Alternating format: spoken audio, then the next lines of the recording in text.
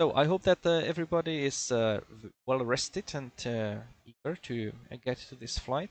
Today we are going to do an IFR flight from Benton Field to Siskiyou. Hope I pronounce it at least roughly correctly. Siskiyou County. And let's go to the quick weather in a few seconds. Yeah, good VFR at the minute. Yeah. Clear skies. Yeah, it's yeah. If I go to the current observations, well, we could see that for both our departure and destination, the visibility is great. There's basically no cloud layer.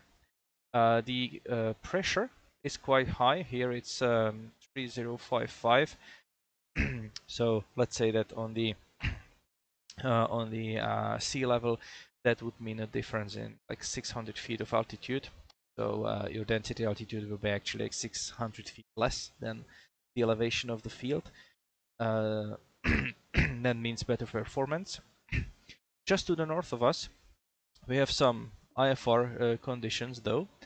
But looking at the forecast, it doesn't look like it would venture this far south, which is a little bit sad for today as it's an IFR flight, but on the other hand we have an approach that would not allow for a very low minima anyway. So here on the in the north you have some mountain obscuration warning because of all the fog and so on, but here it should be quite quite clear, and we don't even see any predictions of that going southward. Let's check the visibility as well. I believe that it basically paints the same picture. If I look at the winds to see what's awaiting us, I can see that on the surface on our destination we have like more or less no wind at all, and here at our departure we might have some very slight wind or some very minor gusts as well. If I go to winds aloft, again this is for 9,000 feet or 12,000 feet, that's very light wind, just 10 knots, 10 or 15 knots, so shouldn't pose any problem for us, I believe. We might have some crosswind on like arrival, which would actually be good because that would allow us to practice wind correction while flying NDB tracks, but we'll see how it will actually behave. I have more stuff to cover, so let's not dwell on the weather too much. It seems to be quite alright for today's flight. Route planning itself, let's actually see that in the website as well. So we have this combination of Benton Field and Siskiyou County, and since again, as is my custom, I want to simulate the aircraft with no GPS just for the challenge of it. So I picked this Victor Airway that we're gonna fly all the way to Fort Jones because that's one of the, I'm not sure if it's a initial approach fix, it's actually not initial approach fix, but we'll talk about that. Anyway, the approach can be started from Fort Jones. Um, yeah. So I believe that the route itself is quite easy. There's nothing really strange about that one. Then let's see how to get on the airway. Right, so I will review the reading, and if well, we have VFR weather, so we can basically just fly depart VFR and activate our IFR flight plan in the air or something like that. But also we can review this obstacle procedure. Just give me a few seconds.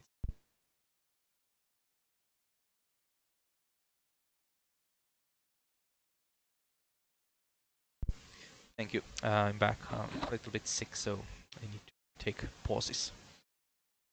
So we have this obstacle departure procedure, and if I open it, I can see that it's not really great for us because it basically goes south. However, when I read the description, I can also see that we have VCO procedure, it's a visual climb over airport procedure, and for all runways. So can if we have good enough VFR conditions in the vicinity of the airport, we can also use this one. We can climb to 5,800 feet in visual conditions, above Benton Field Airport, and then we can proceed on course. So that means that if we climb to 5,800 feet, then whichever direction we select to fly afterwards, and if we are able to maintain the minimum climb gradient of 200 feet per nautical mile, we are clear of obstacles and we are safe. So I'm not sure if today we will be performing this visual climb over airport, or we'll just fly in the direction and join the airway anyway. We'll see what's gonna be better for us.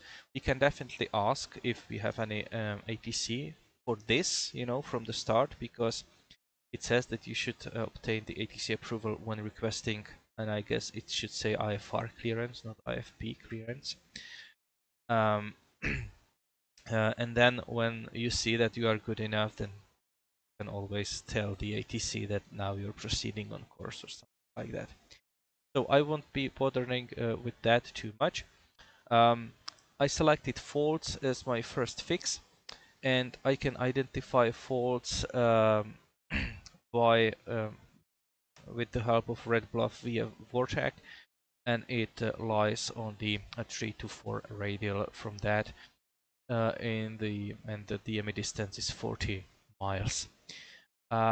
Just be aware that to be sure that I can receive the signal from the VOR, I should be at 8,000 feet, right?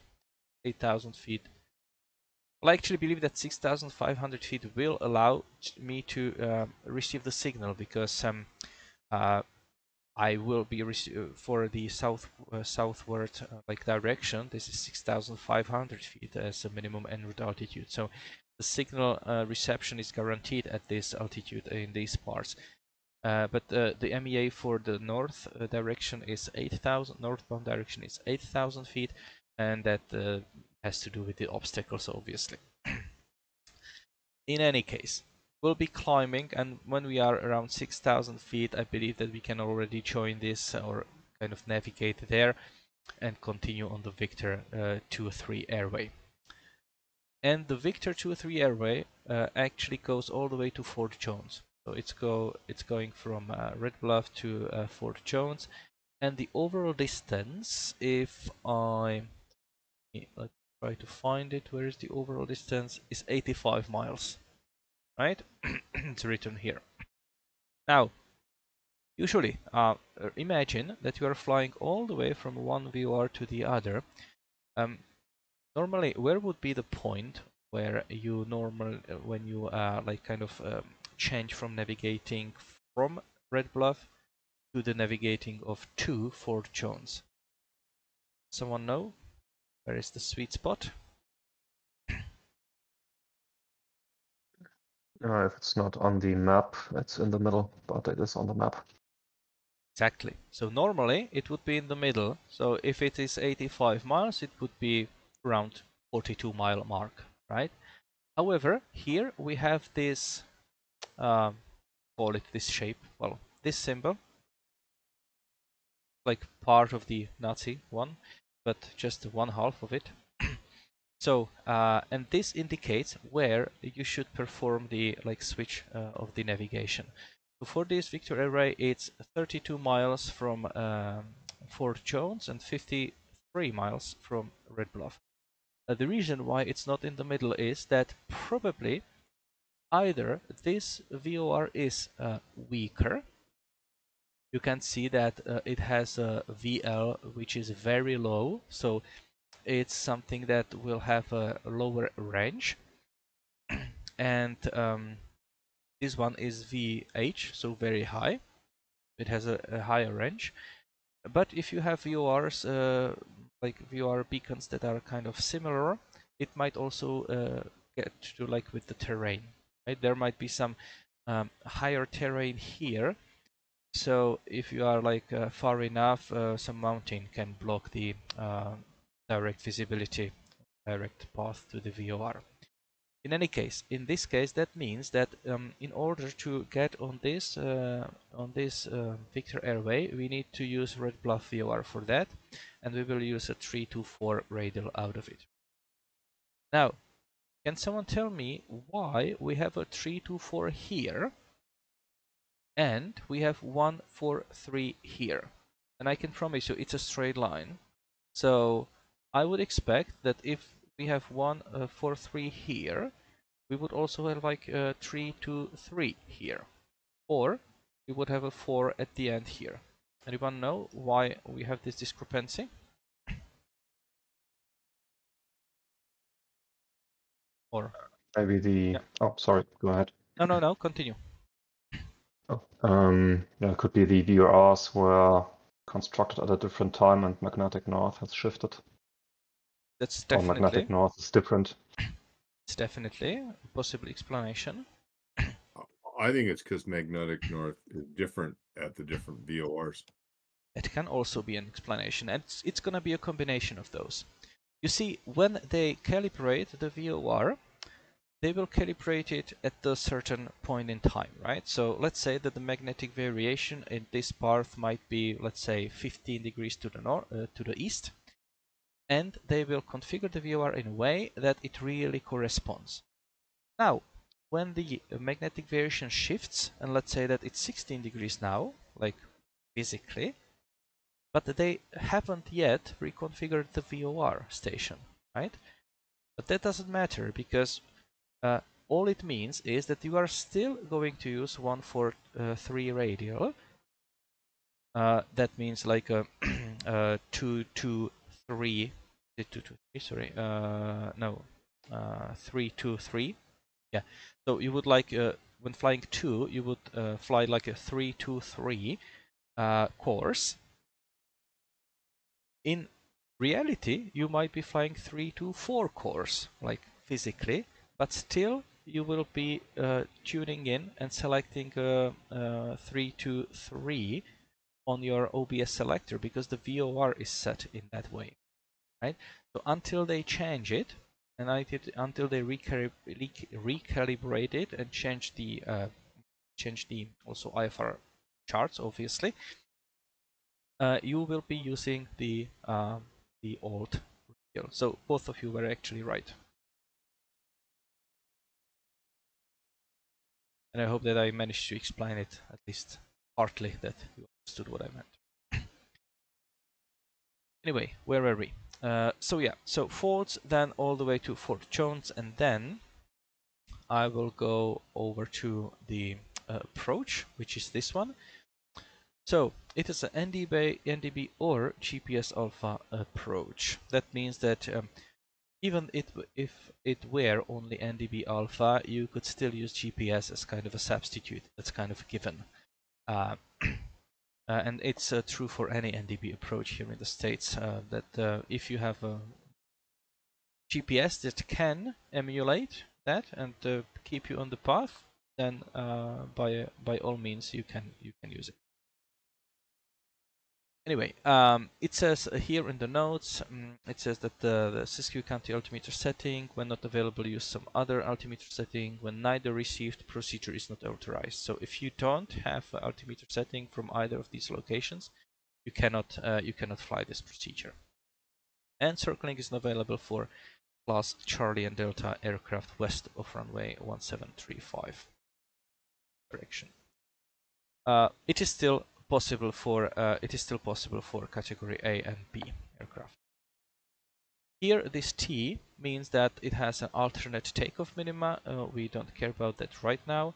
And here this A and A means that if we were planning this airport to be our alternate, we could not use this procedure for that, for the planning purposes. Obviously, when you are in the air going someplace else, and this was like not on your plan, but it's still a viable, alternative. Use it definitely. It's just that you cannot officially plan to use it as an alternate if this is the only procedure, and it is actually, and it has this NA. Main navigate is the Montag NDB, frequency 404. Final approach course 356. Airport elevation is 2651, and of course runway length and touchdown zone elevation is not available because this approach is not configured for any particular runway. Even though that the final approach course is kind of aligned with the runway, it's still not for a particular runway, and by extension it also only has circling minima on it. So what does it say to us? We to use Fort Jones as a starting point of our approach. However, since it's missing the IAF letters, so initial approach fix, this is not initial approach fix of this approach. Even though it is not an initial approach fix, we can still it's still part of the approach, and we can still fly from here because this path has an arrow, and it has MEA, minimal en route altitude, it has a course, and it has a distance. And if it has all three, that means it's a viable, flyable segment of the approach, and ATC can clear you already from there. So when we join that, we will fly 022 course towards the Montag IAF, initial approach fix. And then what we're gonna do, right? That's a question. What can we do? And I will switch to my presentation so I can use, okay, can use this one and laser pointer, right? So what are we gonna do? This procedure has a depicted procedure turn. This is indicated by this kind of line with the arrow.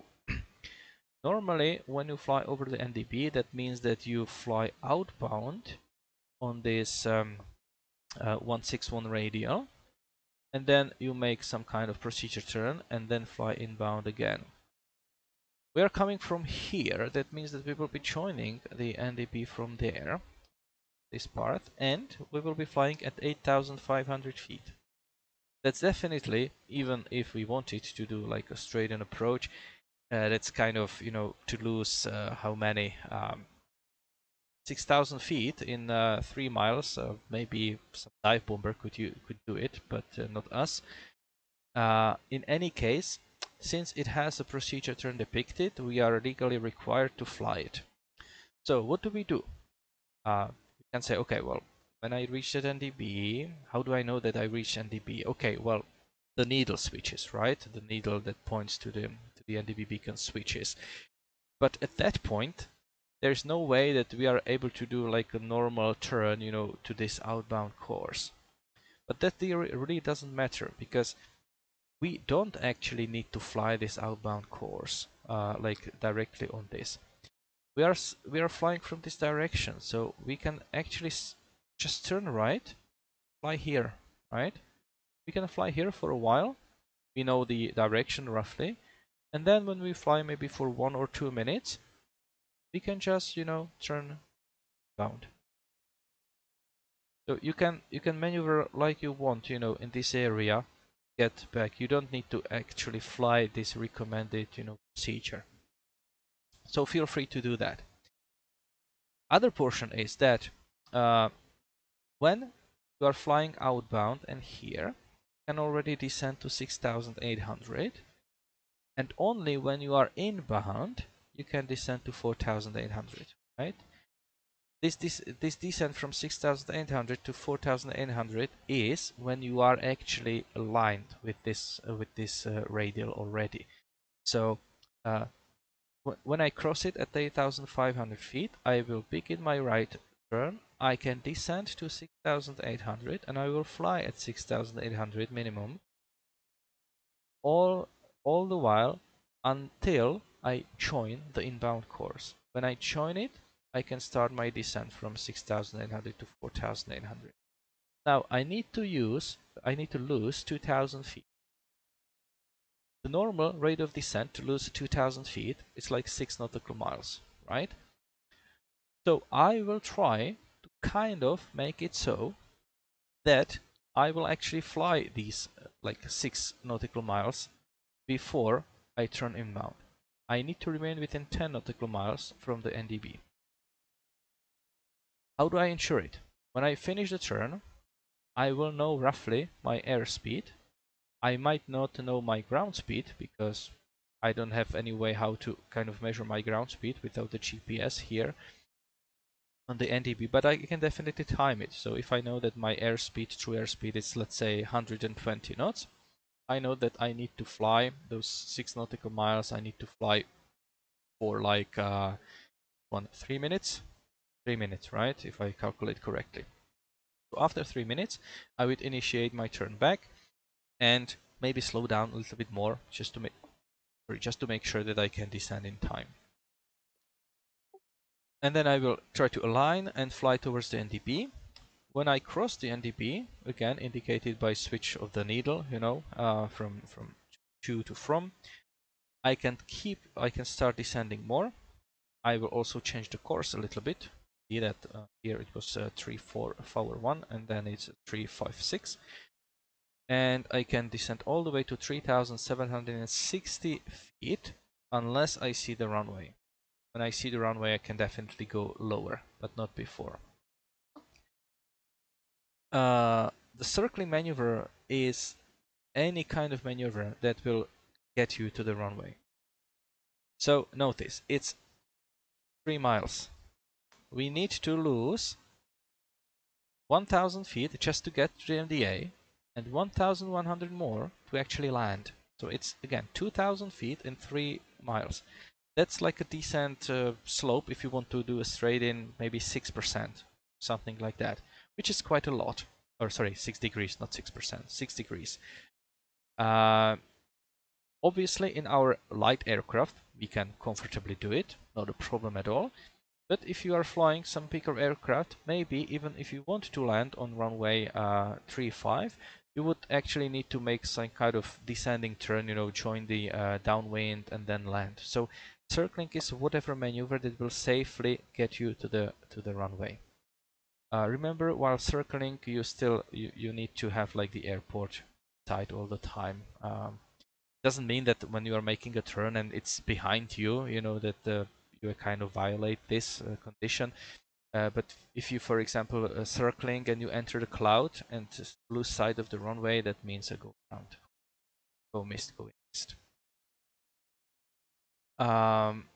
So yeah, we'll see. Cross NDB, change that, start descending, and if you can see the runway and land straight ahead, you know, good for you. If not, do whatever you need to actually land. If you need to go missed, it's a climbing right turn to 6,800, direct the Montauk NDB and hold. This is the depiction of the hold. So inbound legs are 341 towards the NDB and standard 1 minute. Now, one last aspect of this approach is that we will be having visual conditions, so not a problem. But how do you recognize the missed approach point on this approach? For that, we have here the table of the speeds and times. So once you cross that NDB beacon and start flying this course, sorry, you should also start the timer, and according to your speed, you know when when the timer runs out that you have reached your missed approach point. And if by that time you don't see the runway, then you are required to do a missed approach and a go around. Now, these are obviously ground speeds, and that is why I also included this one again. We've seen that already before. Because if you need to, this 2.7, that's a ground distance. So if you have a headwind, obviously your ground speed will be lower than your airspeed, and vice versa. If you have a tailwind, then your ground speed will be higher.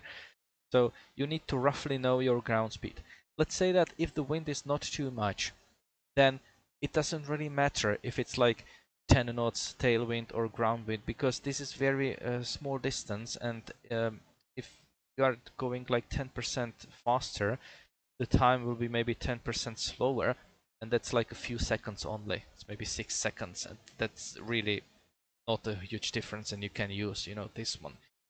So the only way that the only thing you should count to not introduce more error than necessary is to actually know or estimate your true airspeed.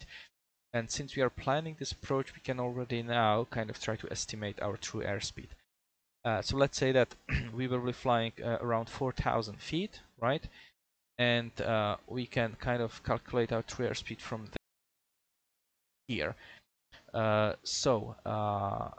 If I go back to here, I see that the pressure setting is 3055, right? So our pressure altitude will actually be around 600-700 feet lower than what is indicated, and that means that we will use for pressure altitude like maybe 3,500 feet, so roughly there. And our temperature will be roughly, now we have like a 3 degrees there, we will be 2,000 feet more in the air, so that's like 4 degrees less, so around 0, right? So we will have around 0 outside our temperature, so I will align 0 here with 3,500 feet. And that means that in order to fly, for example, 120 knots true airspeed, our indicated airspeed will be just 115, like that. So again, not a big difference at this lower altitude. So yeah, so basically take your indicated airspeed, maybe add 2, 3, 5 knots, and you have your true airspeed. And from there you can set your timer, correctly. I think that that's quite all about this approach. Any questions to it?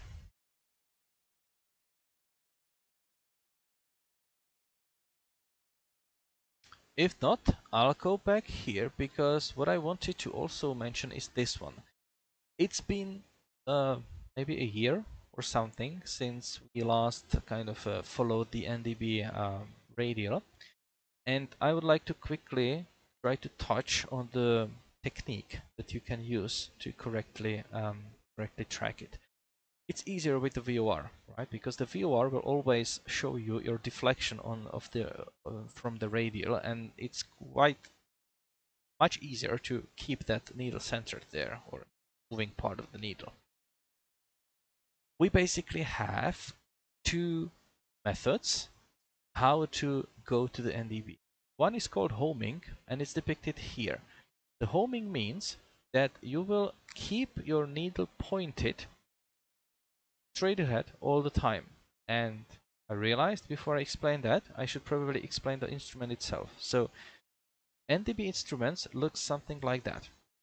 It has a moving needle which will always point towards the NDB beacon. It's called the ADF here, Automatic Direction Finder, and this needle will always point to the NDB beacon in like relative to the position of your aircraft. So if your aircraft is heading, your nose is pointing directly towards a beacon, the needle will point straight up, right? So to the north.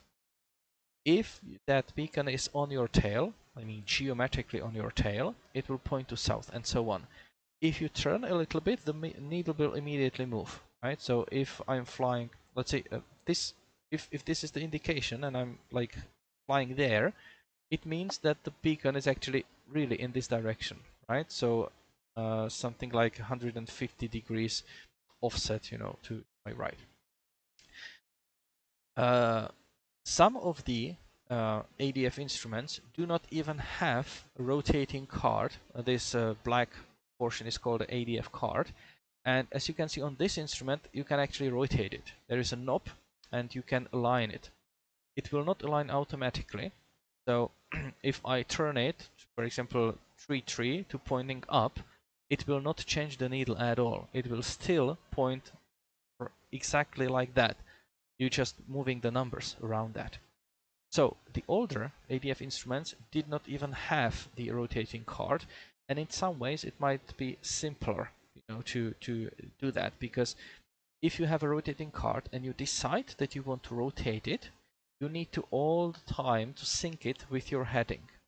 If this card is synced with your heading, then the needle will actually point exactly like the QDM, which is the Q code for like a bearing to the NDB.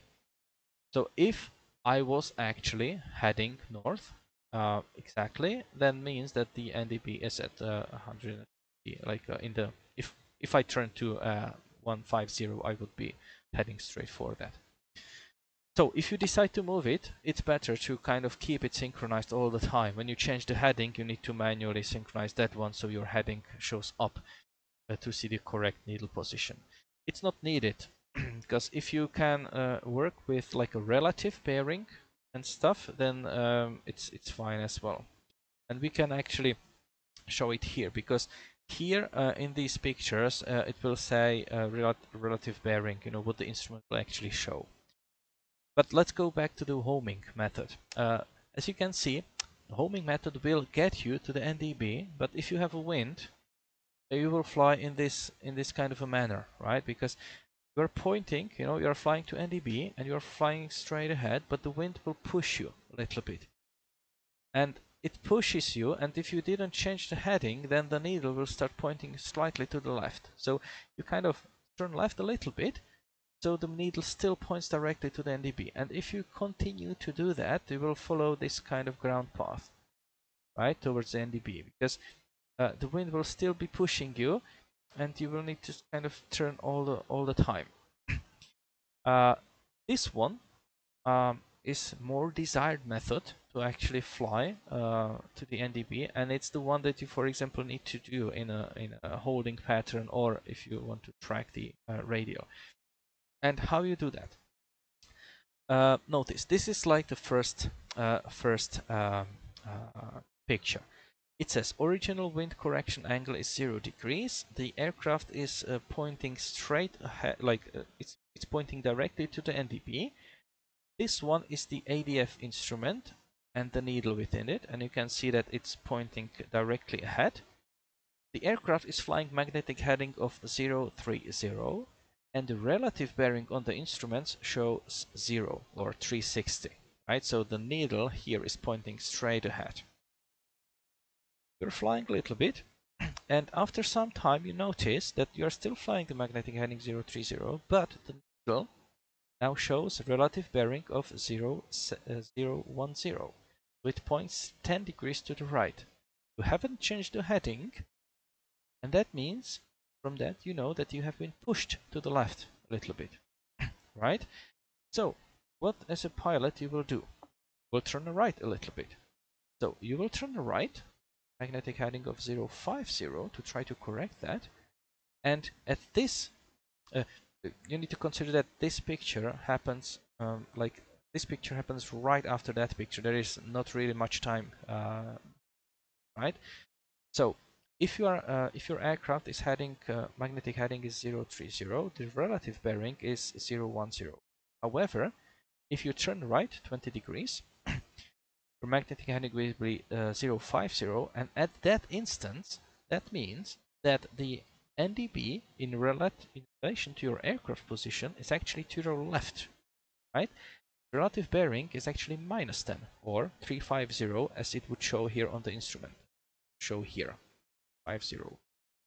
Now, you fly a little bit, you know, some time, and then you notice that when your magnetic heading is 050 and your relative bearing is -20 or 340, you know that at this point the NDB beacon is 20 degrees to your left. And if you turned 20 degrees to the left here to 030, you know that you would be on the original, you know, track or radial that you want it to be. But you know that you cannot turn all the way to 030 because that would push you left again. So what you can do is to try and actually fly 040, for example. So something in the middle. And you're flying 040 and relative bearing will show 350. So the needle will point to the left. And if you are flying 040 and the needle actually stays here on 350 constantly, it doesn't move anymore, then you know that you are actually on the 030 course as you want it to be. Is that clear? It's just a mathematic, math. So you kind of just subtract the relative bearing from the heading. So subtract or add, yes. Okay. Yeah, you kind of need to imagine how the aircraft is turned, right? Because if you're flying in some way and the relative bearing is still constant, that means that you are maintaining, the same course over the ground, same track, the ground. And if I'm flying away from the NDB, I have to flip the logic. Yes, this is the other option. And when you're flying away, right? So you're flying away, and again, we have relative bearing 180. That means that it points straight behind you.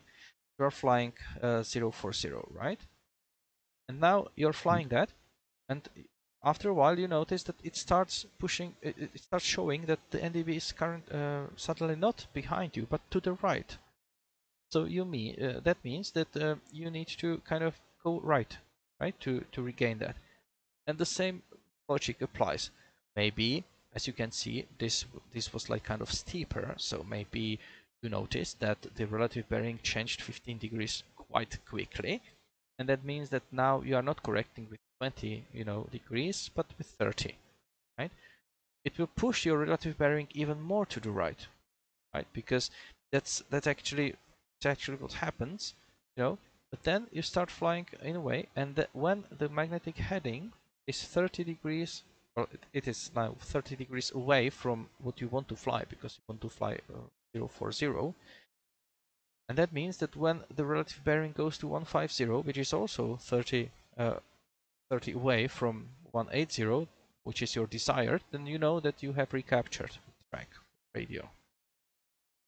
And now you can turn left again and kind of try to maintain, the same relative pointing of the. And there's also this saying, push the head, pull the tail, right? So if you're flying to the NDB, the head of that needle is actually front, on the top, right? So it is the head that is on the top, and you can see that in order to get back to the correct track, it says push the head. So if you see this deflection, it's to the right, then you actually need to push the head. So you need to fly to the right to correct it, right? Push the head to the right in the direction that it's pointing in order to get it back. If you are flying from, it means pull the tail. So now it's tail that's pointing, like that's deflected to the left. And if you want to go to the right, you need to pull it to the right.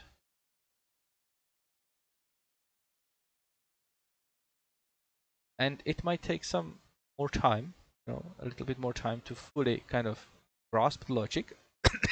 And I will admit that when I am flying and I am like in the simulator, and when I'm trying to maintain that, I will sometimes, confuse that. And that is because we fly this method so infrequently that we are not really proficient in it. And that's also one of the reasons why I wanted to fly that today. So for me personally, if I look at this approach, I will already I will try to fly like referencing NDB, right? I will try to fly this 022 using the NDB, not the VOR, just to get accustomed, to actually flying the NDB course and not the VOR course. Because that is 20 miles, that you can do that, and maybe that I will get familiar with that by that time, and then when it's time to actually capture the course and descend at the same time, watch my altitude and so on, it will become a little bit more natural. Yeah. So basically, yeah, you can see that in both cases here, you need to kind of move right in order to recapture the desired radial. And in this case, the needle will also turn right, so you need to push. You need to like turn right to push that head, and here you need to turn right to pull the tail to get it back on track. And I also and always remember that one, because the pull the tail is like used in English proverb, I think, right? So I know that it's push the head and not pull the head and push the tail. Pull the tail is the normal expression that you can also use, you know, in a common speech. Is it so, like, don't pull my tail or something like that? Yeah, I hope so. Sorry, not a native English speaker, so you're wrong there. Heavy stuff, isn't it? Yeah. I guess it will be hard to do while flying. Yeah, But, it yeah. is. Yeah, that is why it's actually try to at least practice it. You know, on that like from Fort Jones to Montauk. It's 20 miles, so it has quite a lot of. You have a lot of time. Maybe slow down even, so you have like more time, you know, to get back on course. So just don't barrel down the distance, and you'll see how that goes.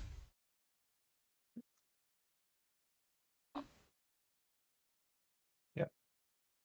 So Sounds good. yeah, so in our case, let's try to apply it to here, right? In our case, it's 022. So your initial heading when you turn right will be 022, and your goal is to like when you turn 022 exactly above Fort Jones, you know that maybe you should be above the you should be like the needle should point straight ahead, right, on the ADF instrument.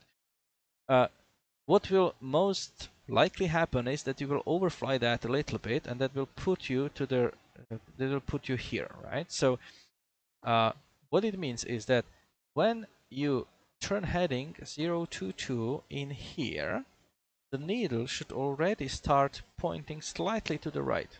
Maybe not much, because it's quite a distance still, but maybe it will point a little bit to the right.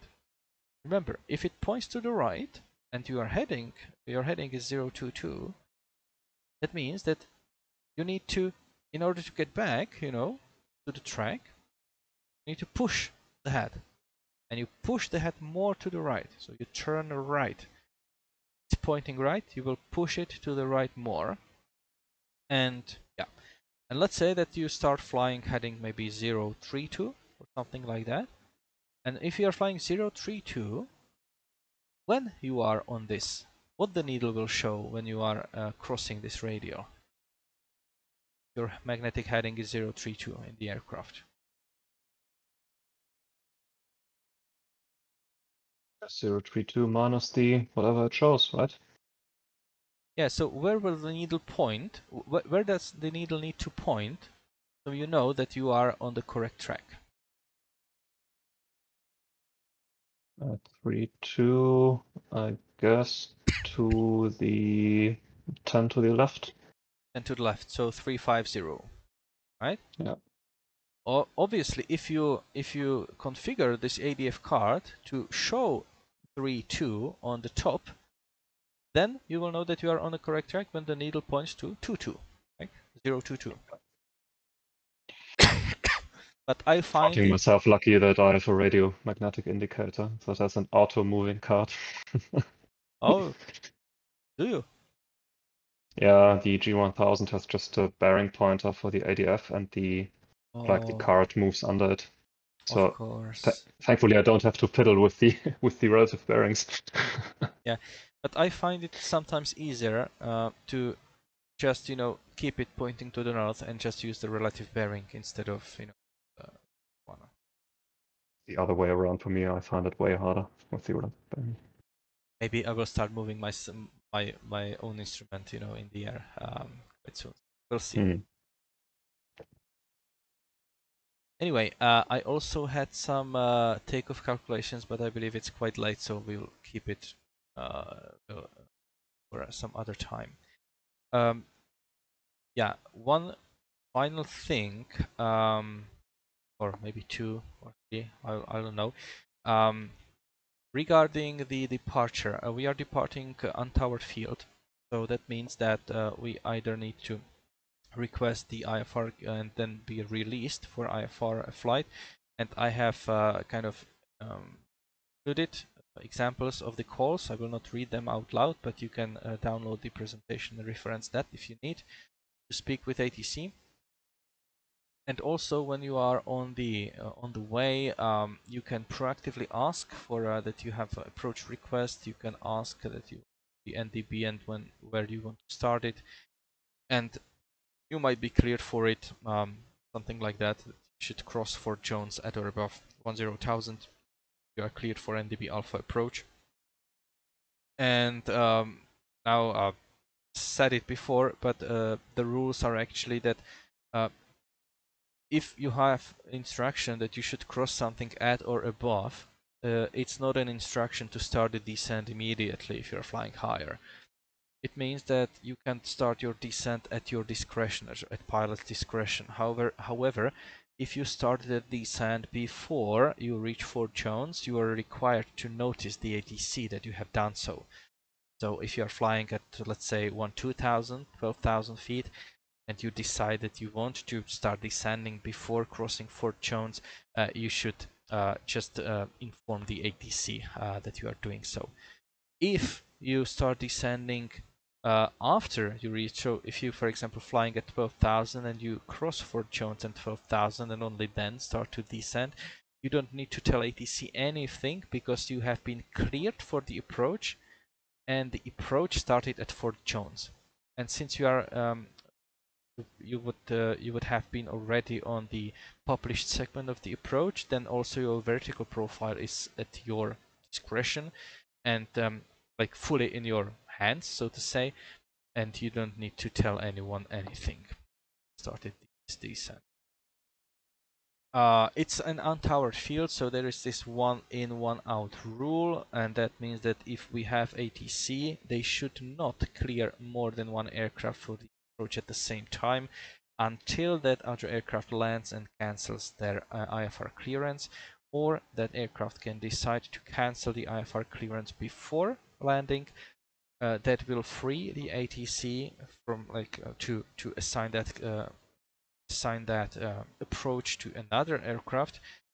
But from that point, the aircraft that has been whose IFR plan has been cancelled needs to maintain VFR from that point on. We've noticed on some previous flight with the ATC coverage that some controllers on VATSIM do not really respect this one in and one out rule, and I believe that we were like 4 aircraft cleared for the approach at the same time. So that's just the VATSIMism, I guess. Yeah, and I believe that was it. Yeah, and also on the approach slide here, you have examples what the ATC can tell you before they release you from the frequency. Again, this is an untowered field, so you are required to make your CTAF calls at some point, and to do that you need to be released from the frequency of the central controller, let's say, or approach controller. So they can tell you something like that. This is not if they change you to allow you to change to advisory frequency, which is the CTAF, that doesn't mean that your IFR plan has been cancelled. You still need to report that IFR cancellation afterwards. Or you can do it at the same time they tell you something like that they release you from the frequency. You can also cancel the IFR if you want to. But don't do that unless you are sure that you can continue in VMC conditions, of course. And I believe that's it from me today. It's been quite a long briefing. I hope it's been helpful. Feel free to ask any questions that you might have.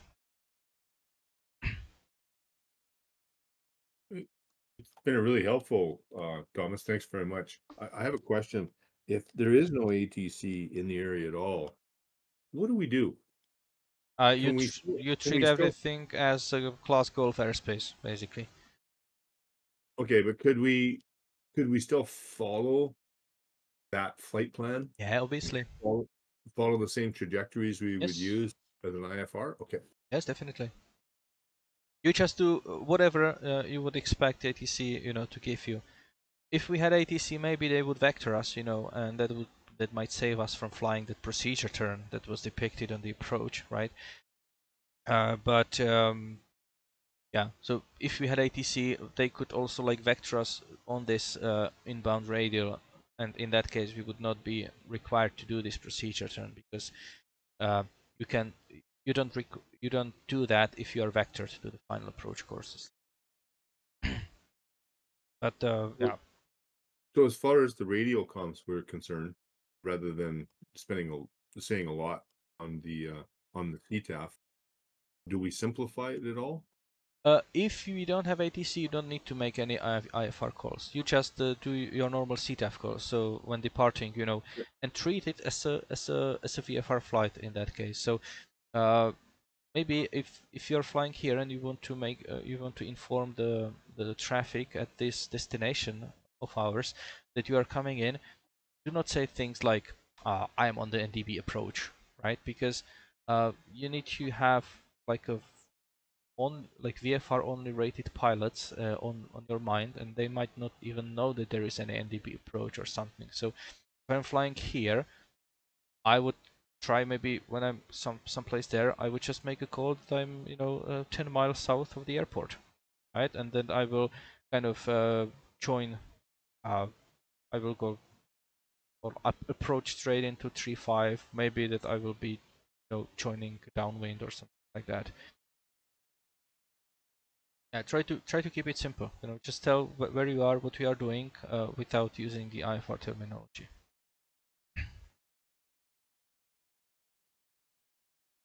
If that makes sense. Oh, it does. Thanks for the confirmation.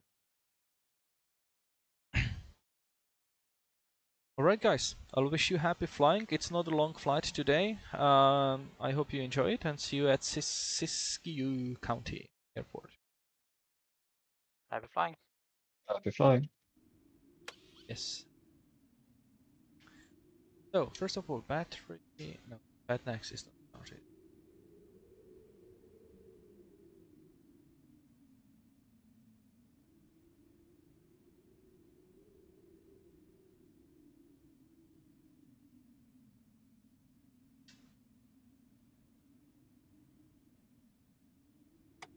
Yeah. Remind me, what's the IFR transponder code for America? When you file the IFR flight plan on VATSIM, you will get an auto ATC message with your code.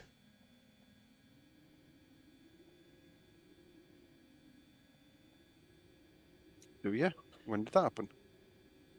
A year back, like that. If there is no ATC coverage, that is. That will tell you what to squawk. So if any ATC comes online, squawking. Hmm.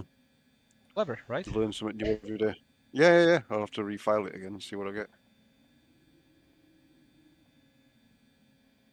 Yeah, which reminded me, or you reminded us that we file a flight plan over. Right, so there is enough fuel. Flaps down, and let's quickly check the aircraft there. We don't want to have any surprises for us.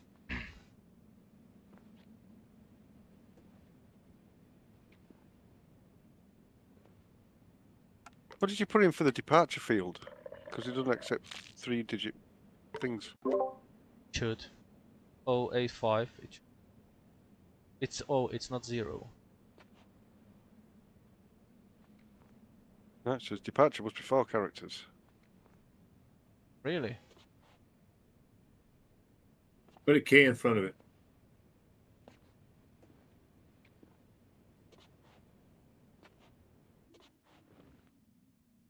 Let me Did try that- myself.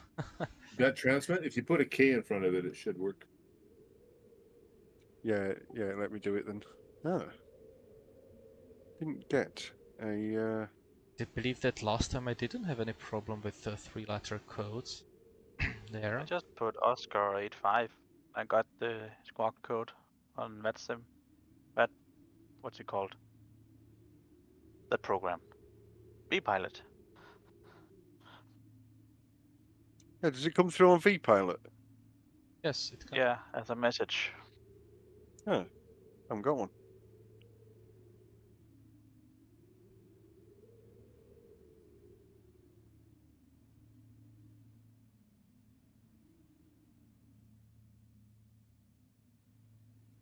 Mm. Is that while you were connected or when you're connected? I was connected when I filed the Firelight plan. And then it appeared instantly after filing it.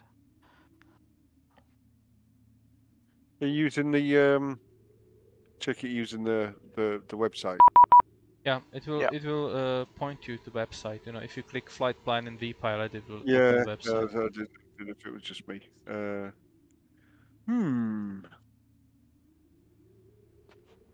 Interesting stuff, isn't it? Yeah. Fired up my engines, can't go nowhere. What? Fired up my engines, can't go anywhere. Getting an error now.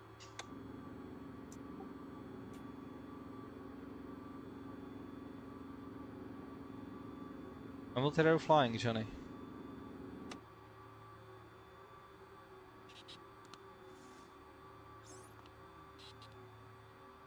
Nothing.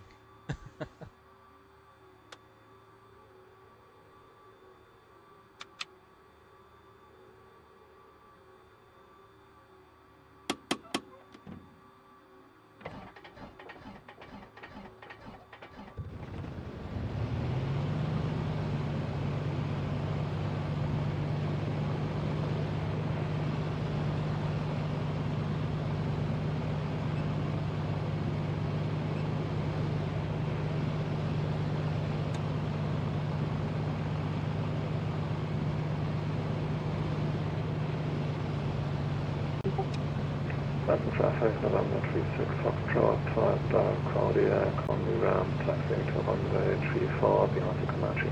London.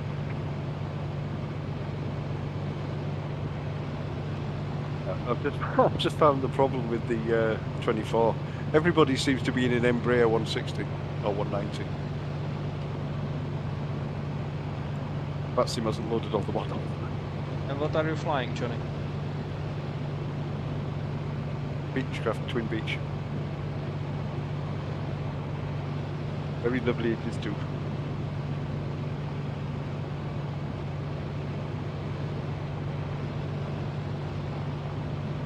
Denton Field, traffic, Comanche 6529 Lima, taxi to runway 33 behind.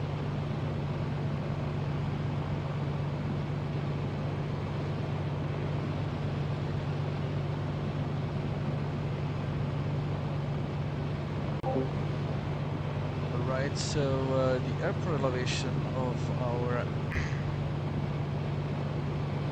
723, which is consistent. Let's plug in headset.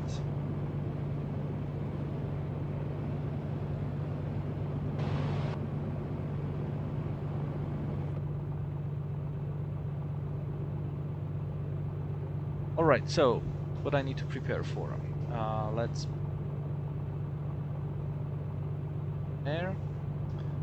And first of all, I need to 115.7. So Well, I've not got a squawk code, so it's not giving me one. So 2000 it is. 7, and then this 116.25.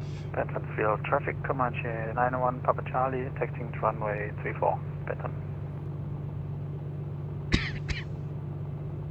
Right, and my communication, I believe, relationship was 3.0. So correctly.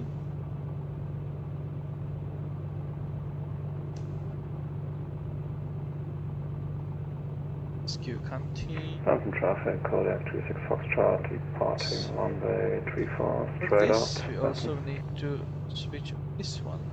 How do I switch it on?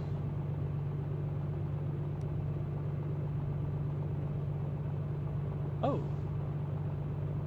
And we have 4.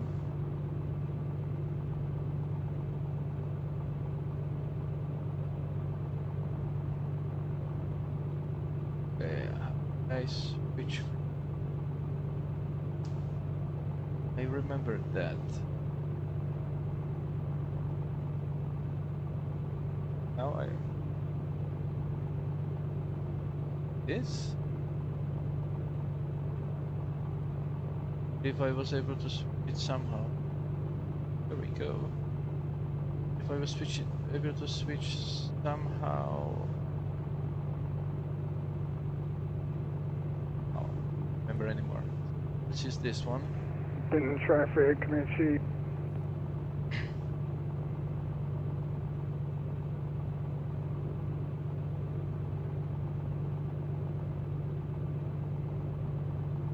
Okay. You're ready. Taxi. Benton traffic, Comanche, Oscar Kilo Golf Papa Charlie, taxiing to runway 33. Benton.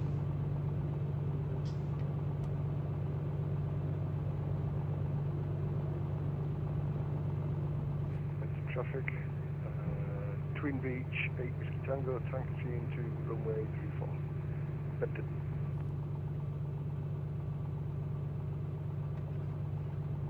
Working.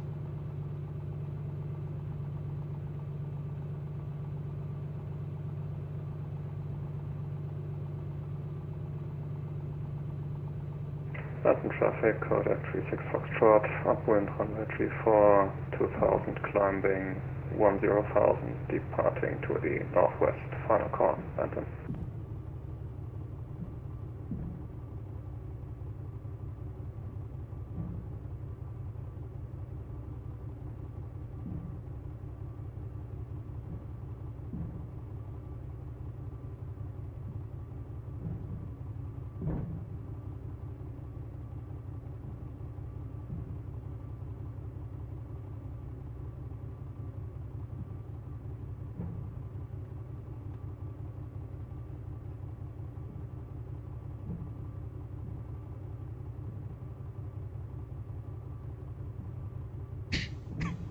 Benton traffic, Comanche 6529 Lima, upwind 34, 2,000 feet, departing to the north. Last call, Benton.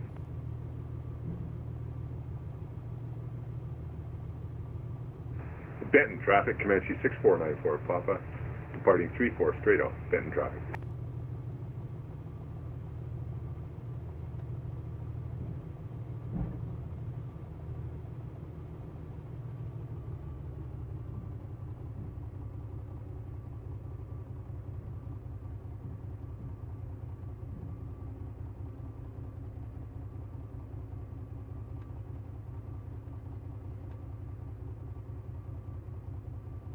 Right.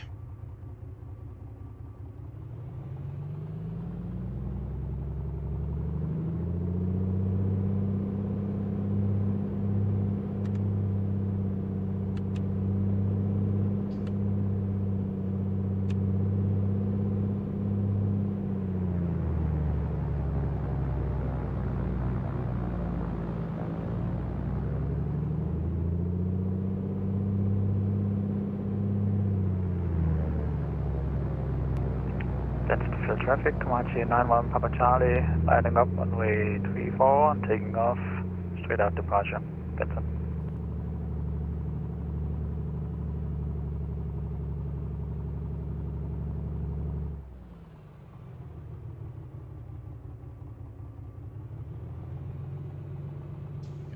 So wanted to tune that 115.7 on can get the PME.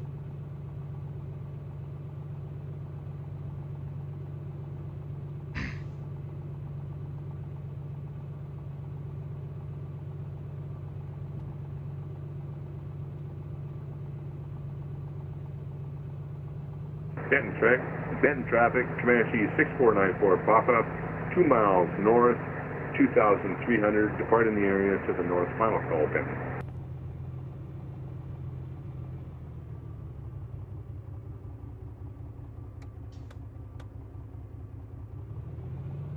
Abandoned traffic, Oscar Kilo Golf Papa Charlie departing Conway at 3-4, straight of departure. Abandoned. Abandoned traffic, 9 Papa Charlie is upwind 1,500 feet, climbing 10,000 feet, and leaving the area to a north. Final call, Benton.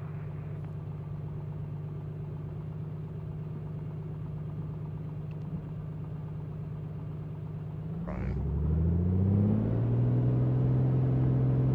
Speed's alive. Traffic. 8 Whiskey Tango, lining up 3-4.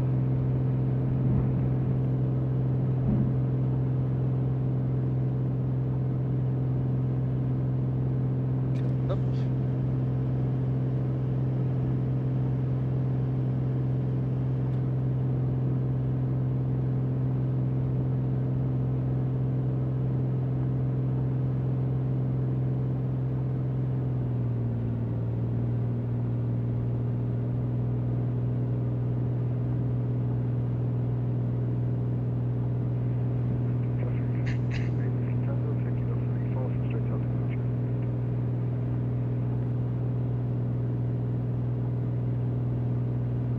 Last station calling 6494 Papa, you're really quiet, over.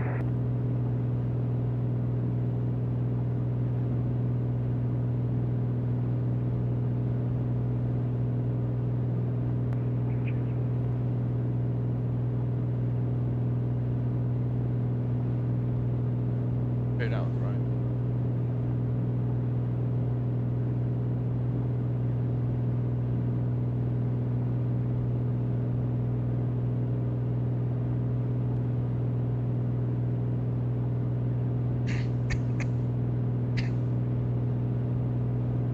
Abandoned traffic, Oscar Kilo Golf Papa Charlie, altitude 1,100 feet, heading northwest, climbing 10,000. Final call, Benton.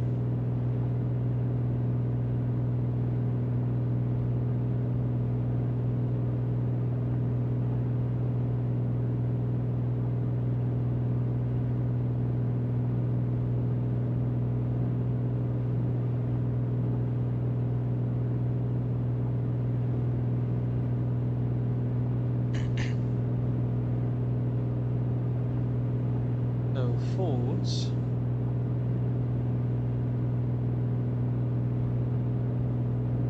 Is at 40 TME.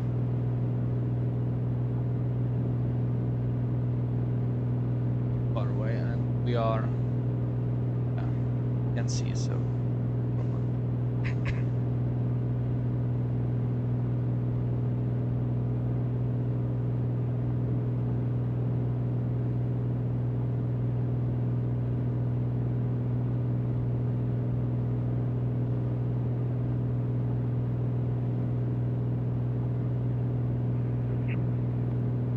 Traffic, 8 Whiskey Tango, 3,000, climbing 10,000, leaving the area to the north. Final call, Benton. Am I still dead quiet? Yeah, really quiet. The last one was fine, I think. It was better. Yeah, I spoke up a little. Well, it could be me too. I may be further away from you. Those guys are. So that would do it as well.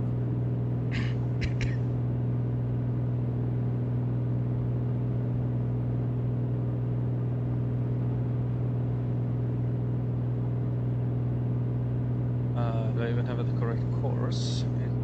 Oh, I don't have a correct course.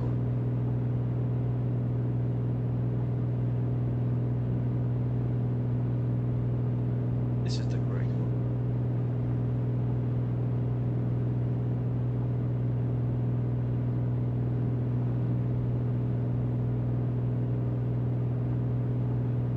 Getting traffic alerts all over the place.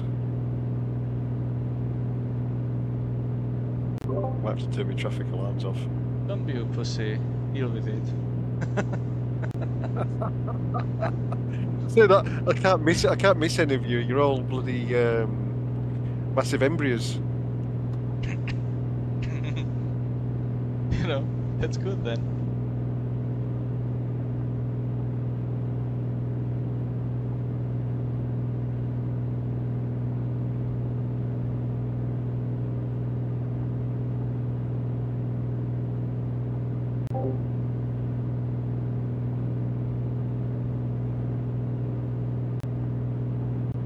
a sneaky feeling I'll be overtaking most of you.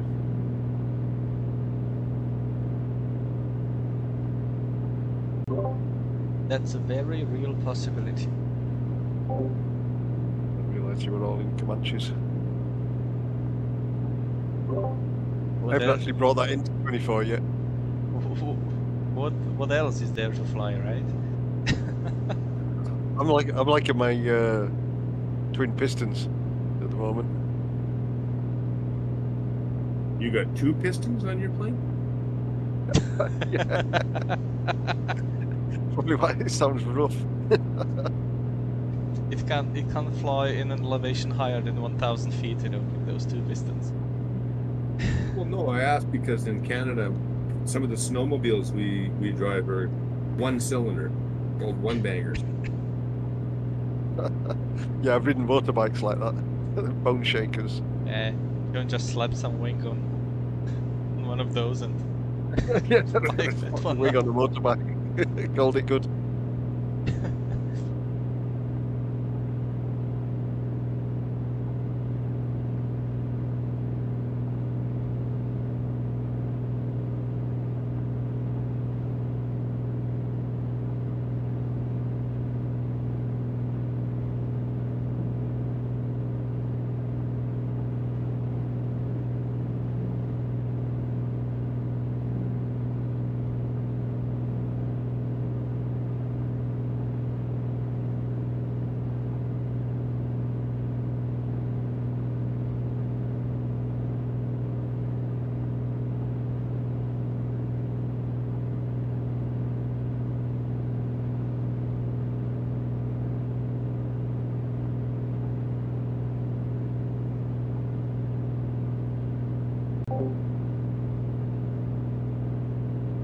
Coming up at 40 miles almost. Maybe I'll rejoin that Victor Airway right at Falls. Like.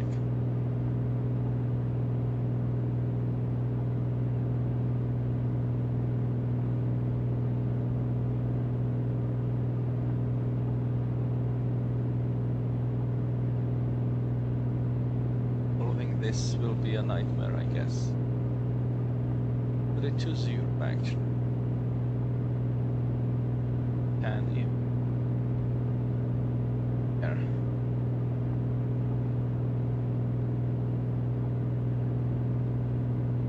Let's say that I'm at fault now, so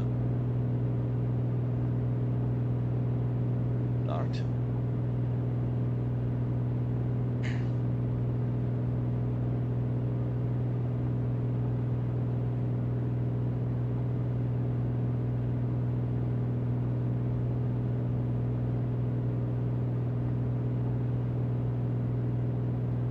Next one is Mosty. That one is, I don't know how far that is. Is it 11 miles? 11 plus 40 is 51, yeah.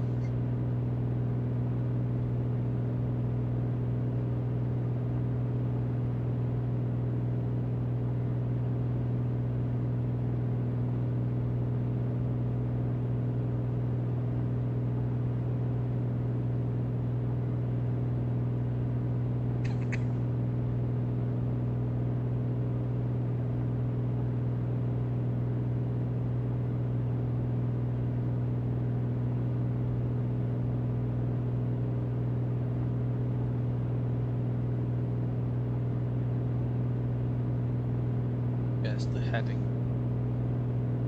like, and afterwards maybe, but I'm coming up on 10,000 feet, leveling off quite soon, turning. Well, this is all very picturesque around here, isn't it?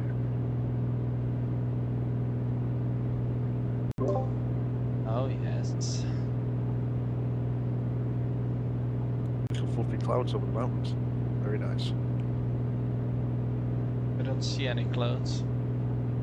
It's got some little little ones on off my left wings on that ridge, off my left wing. Some little fluffy bits. I got nothing.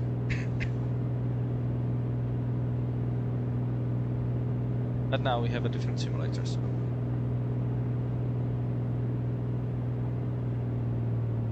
Yeah, the atmospherics are a bit better. Well, they're a lot better in this. Yeah, I believe you.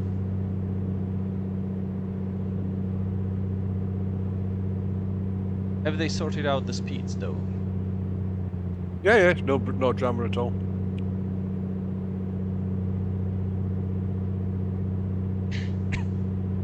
Yeah, they sorted that with the first update. It was a mad rounding error or something.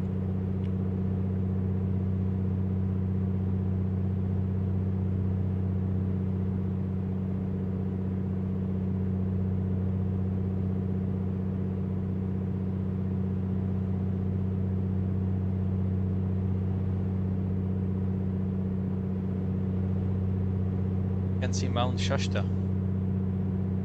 You can or you can't? I can. Everybody can.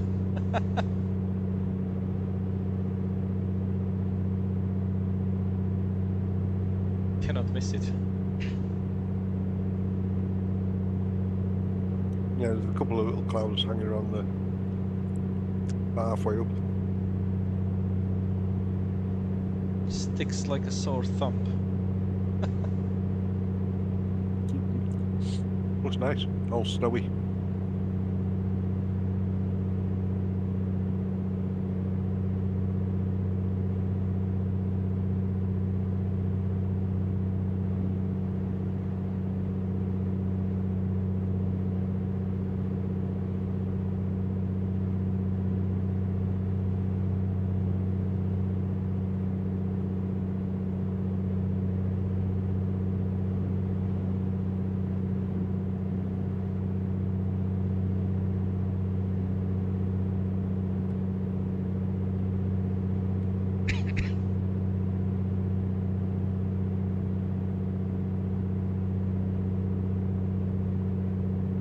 Peaceful cruising.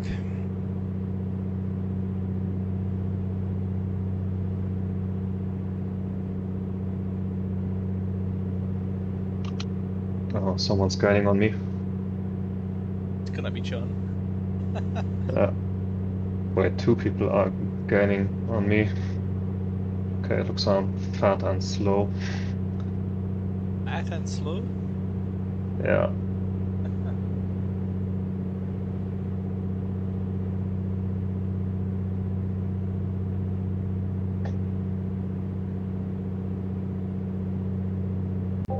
Coming up on the next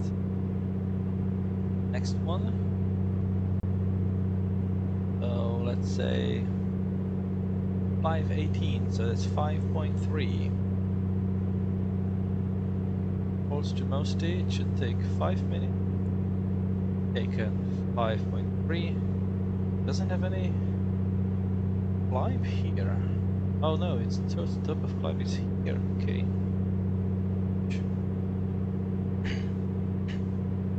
Any idea how I can check which Eric version I have installed? I couldn't find that Red Bluff VOR. Didn't tune it for me on 115.7. So maybe I have an old Eric version or something. I think the stock nav data get updated every month on MSFS. Yeah, but I used to have a Navigraph in subscription, and I don't know if little Navmap comes bundled with some really old version, maybe that might have overwritten something. Yeah, but it only shows in little Navmap. Shouldn't be in MSFS. Okay. Maybe it's there, but the frequency is incorrect. Yeah, what frequency But do you maybe have? if you or the frequency is correct, but the range is lower than it should be. Yeah, but it's Red Bluff VOR, the one where we just took off, basically. Oh, okay. Oh, so that On little left map, it says 114.35, That's not what it says in SkyVector, but neither of them worked for me. Okay, that's strange. Yeah.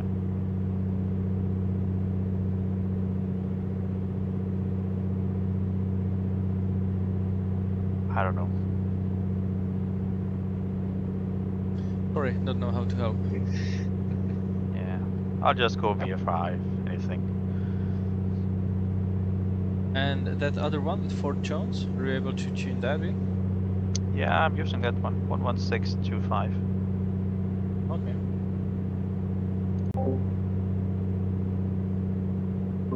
Maybe you have not serviced your VOR receivers correctly. I certainly have not. Ah, there you go. Yeah.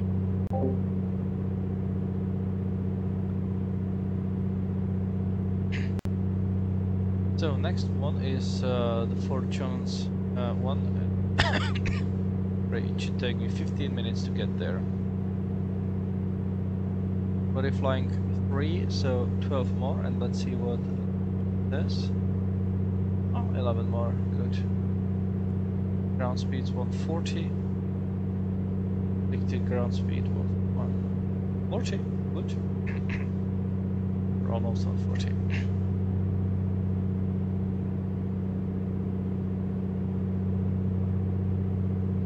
So yeah. Then Oh, we'll my soon- ADF just came alive.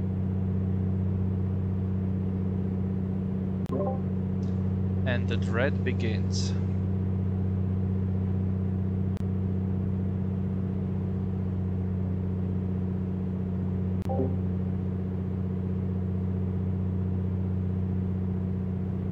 We need to prepare ourselves actually for this, so afterwards we'll need to fly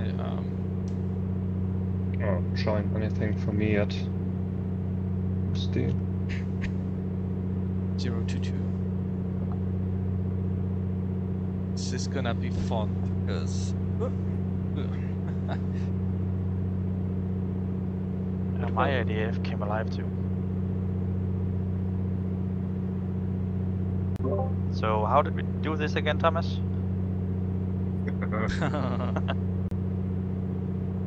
it's all in the presentation. I wasn't paying attention. Your best. I mean, I was paying attention. Well, we'll Yeah. see. just do your best, you know, and then compare on a little nav map afterwards what you did. Yeah. So you follow the little needle, you keep following it until it says you crashed. See fit.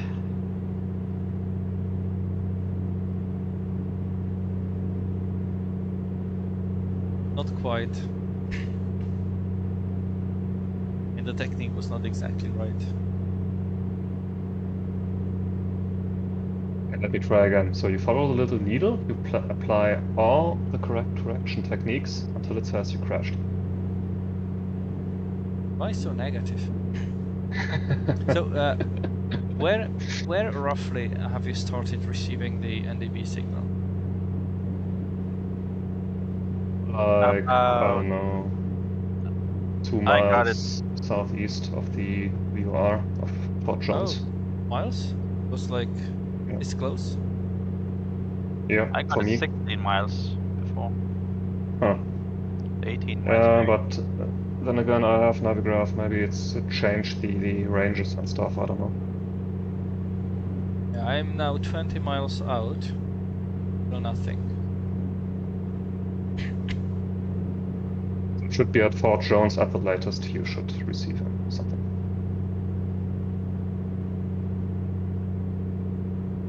I believe the default was like 25 NDB.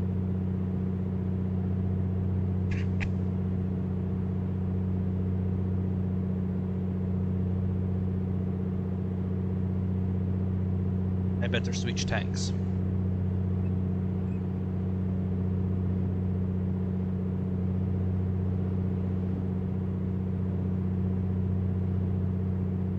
Hearing all the Comanche drivers switching tanks too.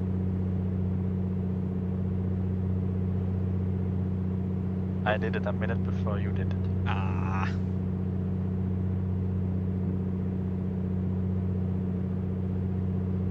You must be accustomed to that from that old Cessna. No, it's a system we fly on both. So, I was kidding. yeah.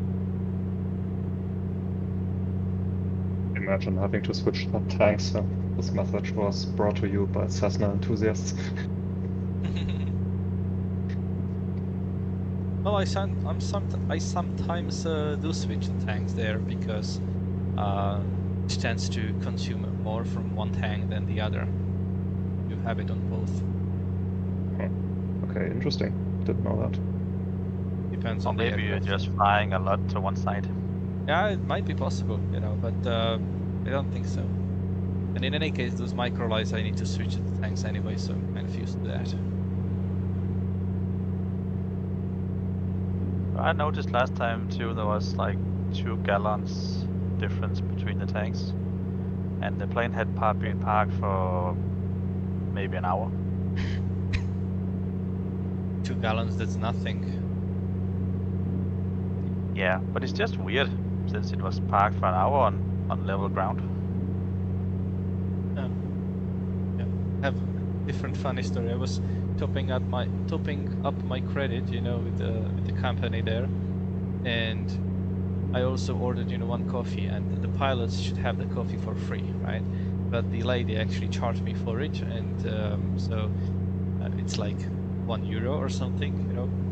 And I just noticed that, and then written, you know, to the accountant that I have this, you know, they have not like upped that credit, you know, in the system. I just reminded them and of the charge, and she said, okay, but it was only that much, and that €1 was like for the coffee. And I said, okay, I thought that pilots have a coffee for free, but okay, that's, you know, doesn't matter. And she said, well, you're right, so I will chop that up as well.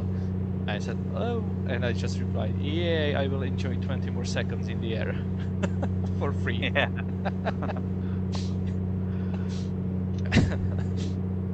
Oh, it was funny. Yeah.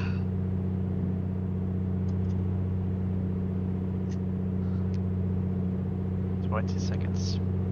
No, give or take 2 seconds. Yeah.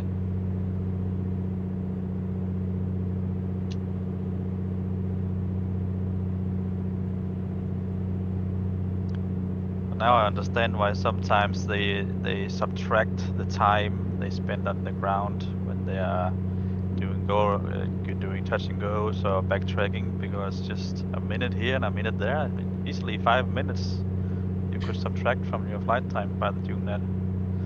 Well, if I was doing like stop and goes or something like that, I would definitely do that.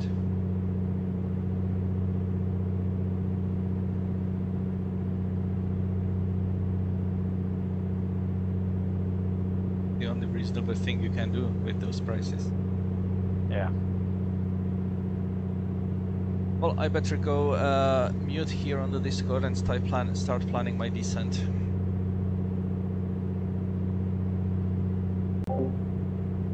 Right, so where we go descending, we need to we want to be at 7,000 here.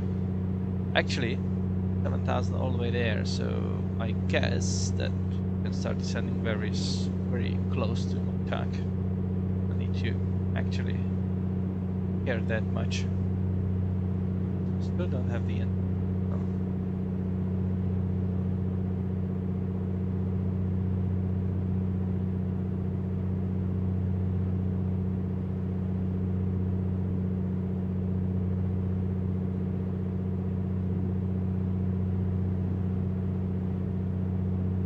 Just below 3. Like that.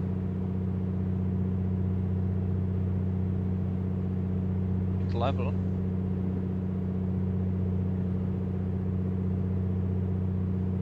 Yeah. Work. Is still nothing. Still not working. Ah! Finally I get an identification. Let's try ADF if I get identification when this comes online.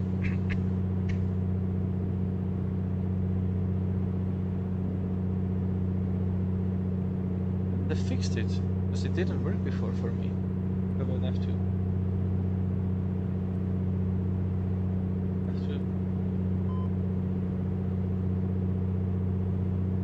Now it doesn't work again. Now it works. Okay. Let's keep it longer.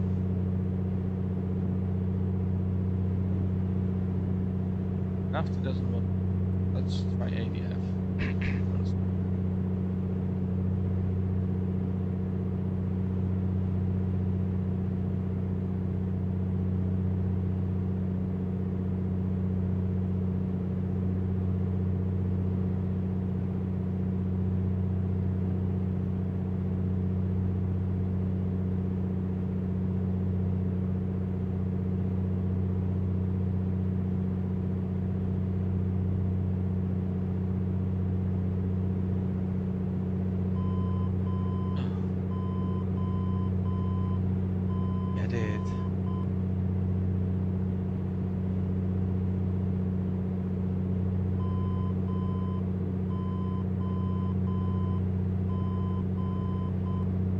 Great.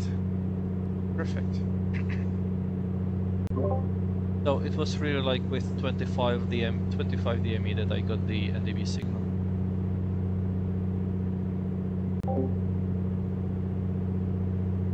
Yeah, I got it just before I got to VOR.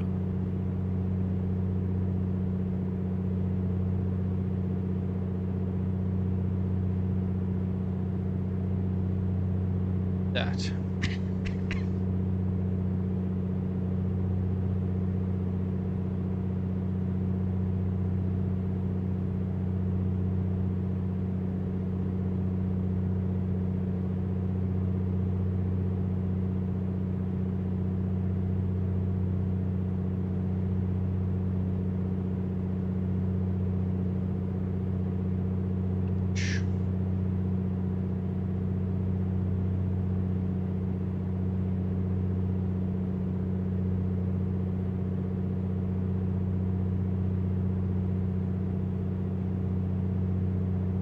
Sensitive now, so I guess that it can start slowly turning towards the next wreck.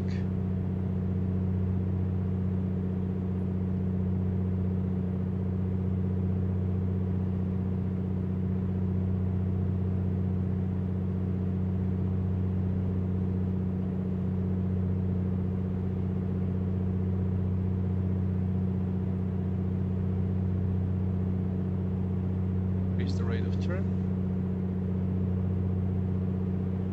Time 1450. 14.9er name. Okay, so now I point to 22. The needle is slightly to the right, so I need to push the tail a bit.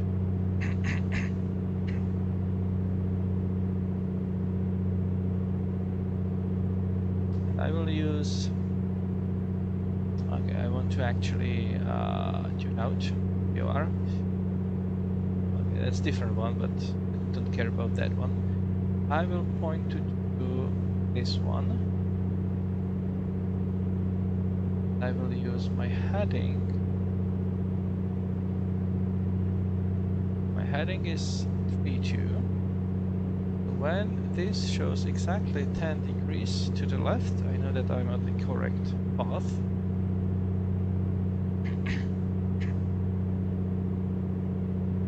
It's gonna be difficult. Cisco traffic, Comanche 6529 Lima is about 10 miles to the southwest, inbound for landing. Cisco. We now. Also, I need to have perfect sync of that one. So, yeah, I guess like that maybe. Cisco traffic, Comanche 91 Papa Charlie is 10 miles to the southwest at 8,500 feet. Inbound for landing on the NDB approach. Okay, well, 1, 3, 4, 5. This heading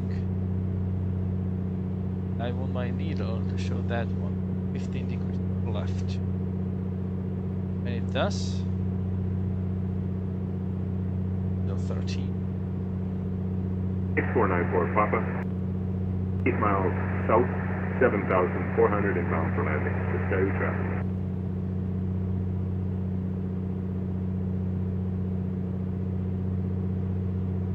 I have like a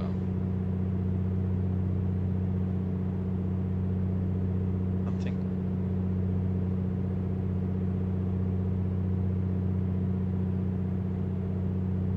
Show 15. Good. So I will try fly like 10 off. See if I deviate anymore. It should now show 10. Yes. And to the left.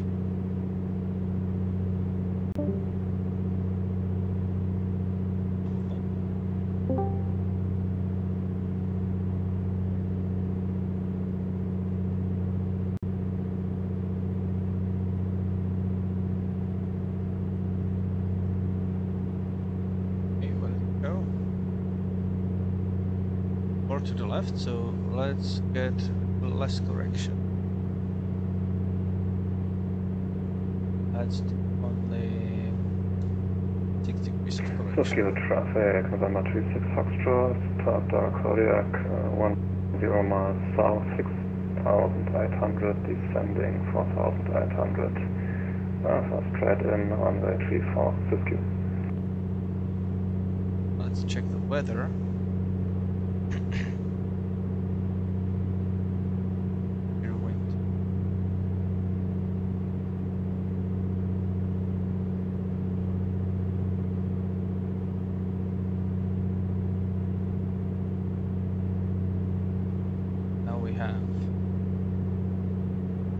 It shows more. I need to push the tail bit, so for a while I will try to fly exactly 2-2. Get me back on track. Ready?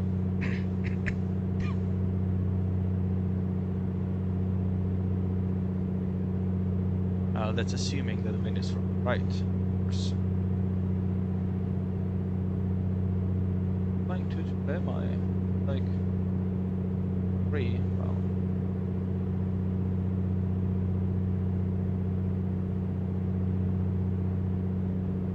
Corona.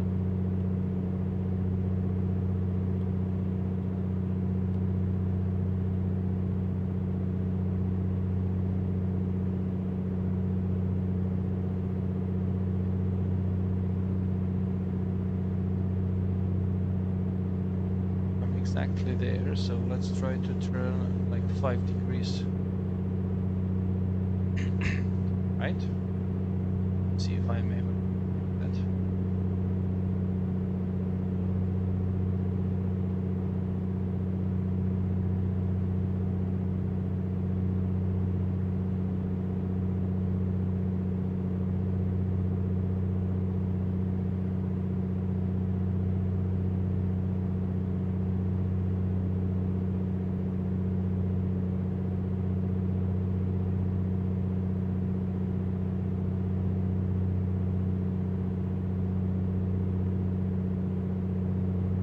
Stay on my left tank for the duration of the flight.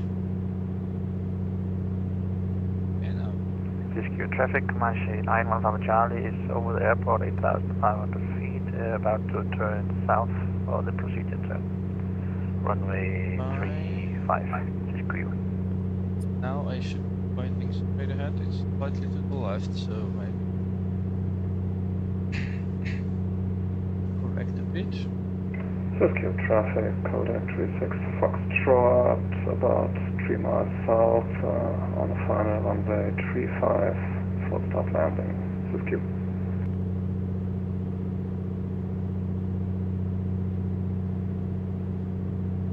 Just switch this one over to my other screen. Reference.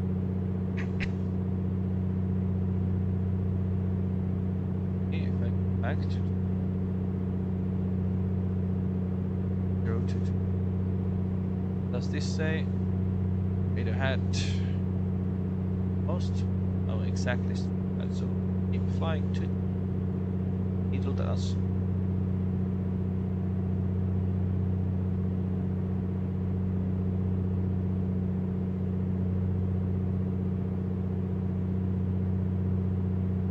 It's moving left. Actually need to. Cisco traffic, Correct. Comanche 6494 Papa, 3 miles This direction. east at 3,700 to join right downwind, 35. How many degrees is that?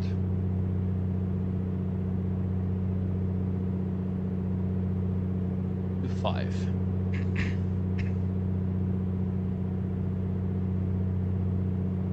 To 5. I want to see the name. Siskiyou traffic, 5 to the Quebec right. 36 Foxtrot, short final 35, full stop, Siskiyou.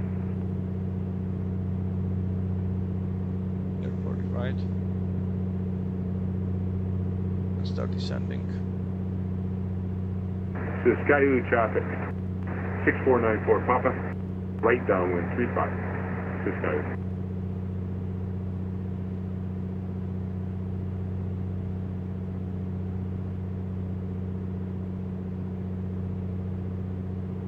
This correction now.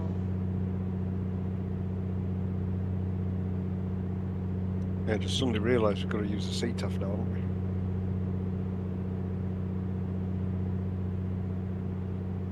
Yep. Been a while since I've been in the US of A.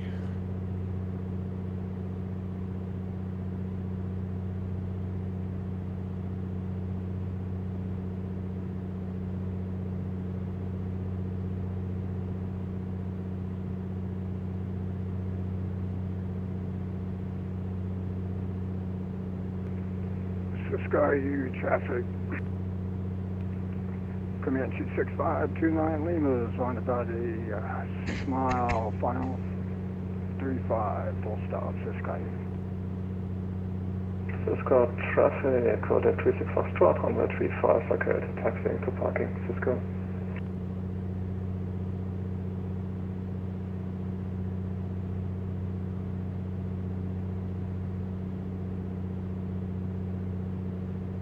Cisco traffic, Comanche 6494 Papa, right base for 3 mile final, 34.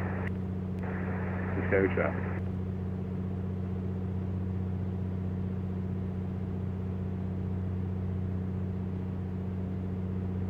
Cisco traffic, 8 Whiskey Tango, Twin Beach, about 5 miles south, inbound for straight in, runway 35. Cisco. Cisco traffic, 6494 Papa, Okay, turning there we go. And 1 mile cross. final, 34, full stop. Cisco traffic. Cisco traffic, Comanche 91 Papa Charlie, 8 miles to the south for straight in on runway 25.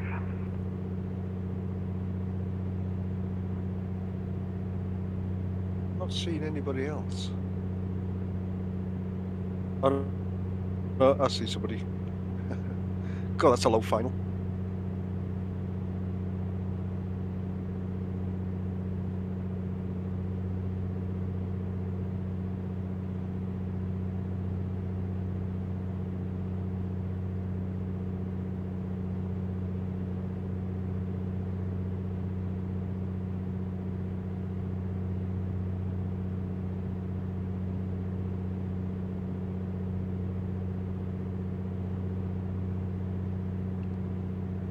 Final 3.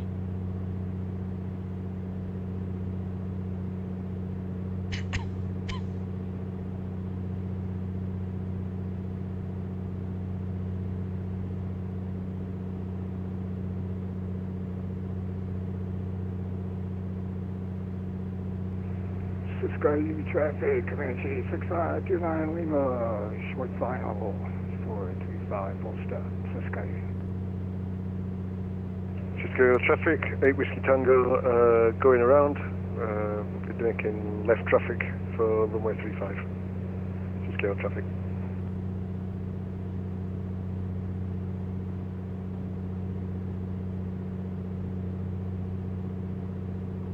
Sorry about that. That was me going too fast. Caught you up too much. Just so you know, 3-4 is right-hand pattern. Ah, thanks. 50 traffic correction, right-hand traffic.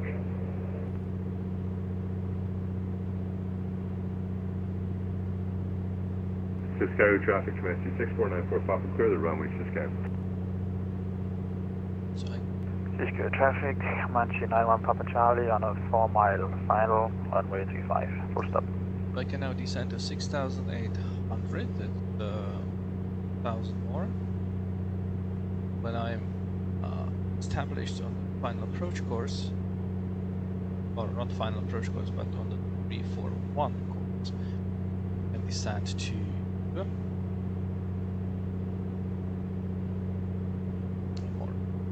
4,000.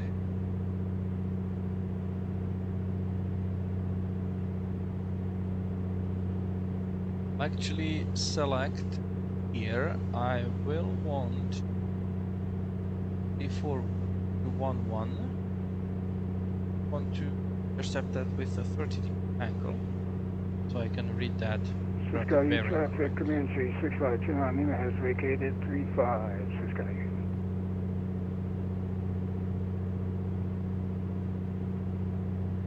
Start slowing down, right? Establishment correctly.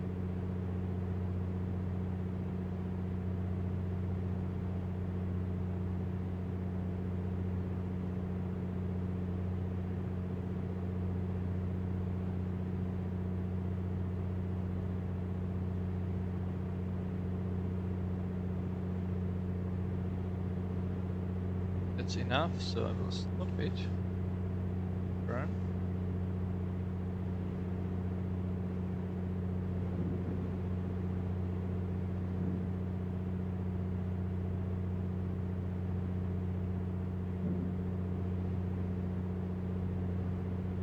Cisco Hill traffic, 8 Whiskey Tango, right downwind for 35.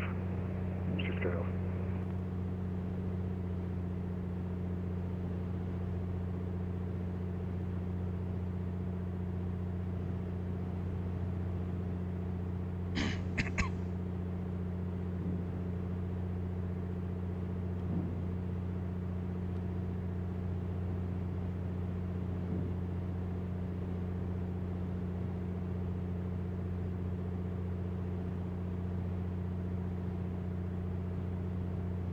Cisco County, Oscar Kilo Golf Papa Charlie, Piper Comanche about 10 miles to the south of the field at 7,000 feet, heading for a straight in from it 5. Okay, find this heading. So when this shows 30, which is now, I need to bound, and I can descend to 4,800.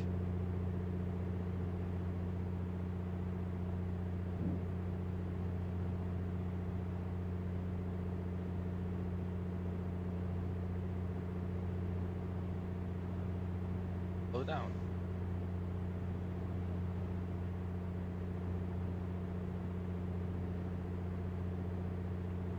Right, no, the right, so I need to push the head. I will turn 10 degrees here. Wait for the relative bearing. Cisco traffic, Comanche 1 Papa Charlie is clear for 10 the degrees runway. to the left. Get there.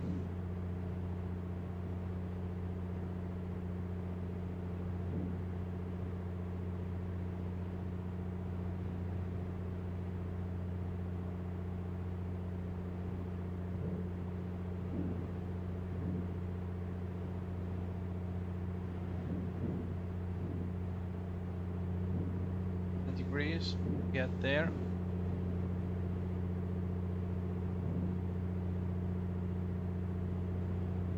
Okay.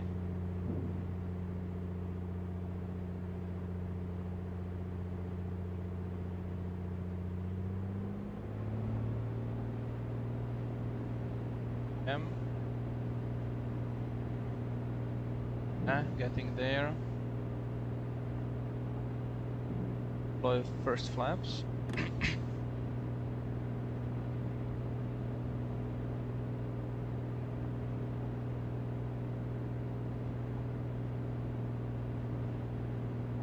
Kilo traffic, 8 Whiskey Tango, right base for the 35.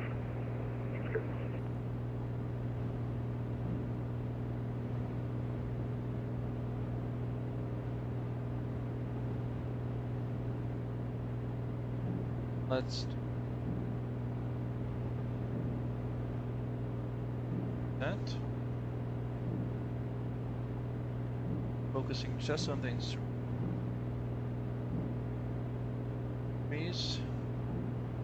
We have 15 degrees. Okay.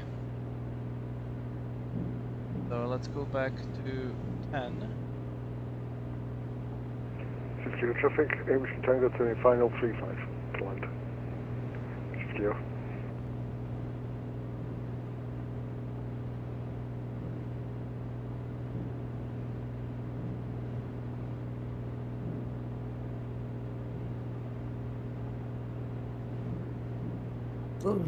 Oh, we're shot like a mopo. Still 10 degrees. Drop the key. Ah no, I'm 15, so much. Back. Fly this heading.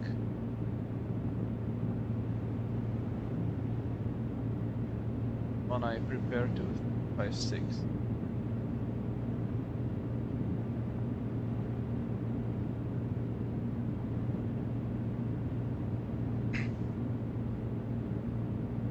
Right.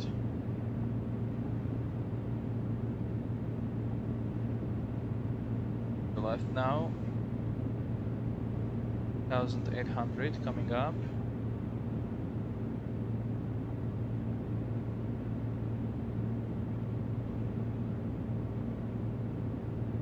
Oh, busted. Back.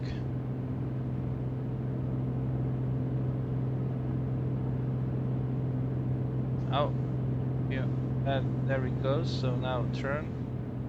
Can descend further. Can descend quite heavily. But So I need to pull the tail so to the right. Well, I can.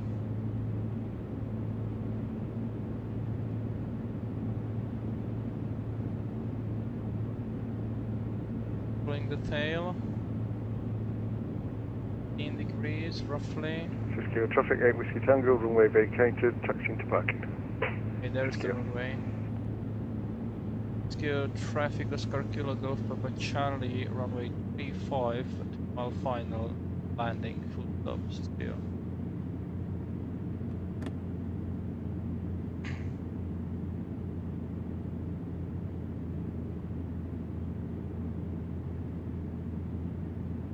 gonna make for a funny photo.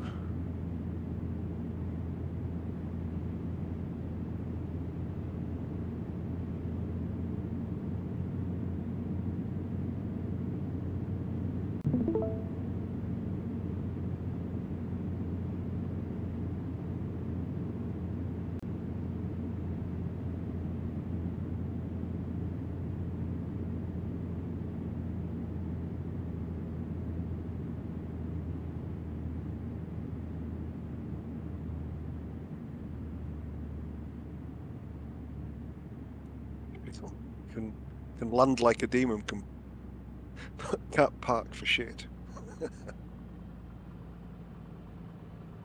Well, there's room over in between us here.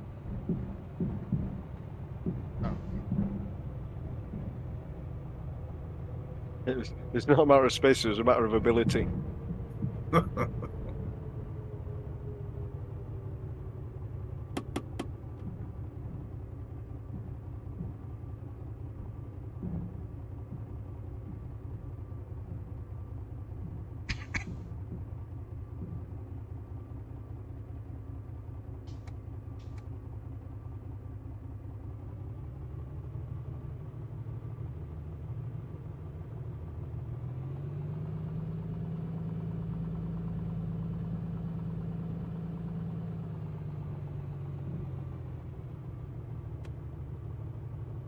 Air traffic, Oscar Kilo Golf Papa Charlie. I vacated Cisco.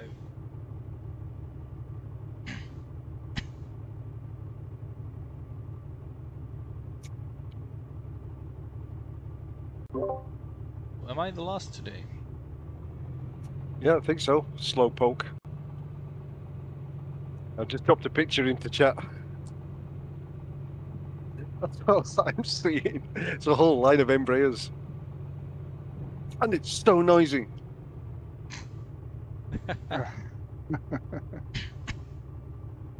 Must be a nest nearby.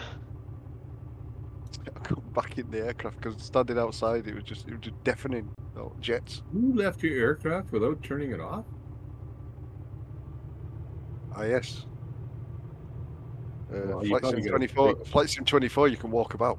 You had a flight crew in there could look after it, I guess. Yeah. Parking brakes on, it'll be fine. Possibly go wrong. Thomas, you are last because I'm not flying today. Oh. Otherwise, I would have been last. Yeah, I'm perfectly aware of that. I did see your landing though, see your flight. Right. Okay, so I'll actually start sharing. Oh, no, I actually start sharing this again. And let's review what I did. We did it correctly. Specifically, if I did that correctly.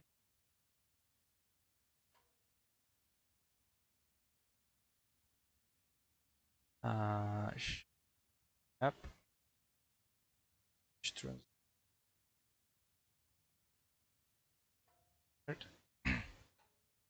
So, this was my NDB tracking. Really, this 7 mag.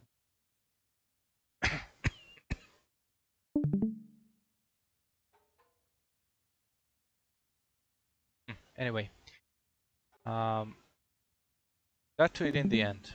Crossed it exactly, but happy about how that exactly did. Then this one again, maybe slightly off, but I thought that I was correct there.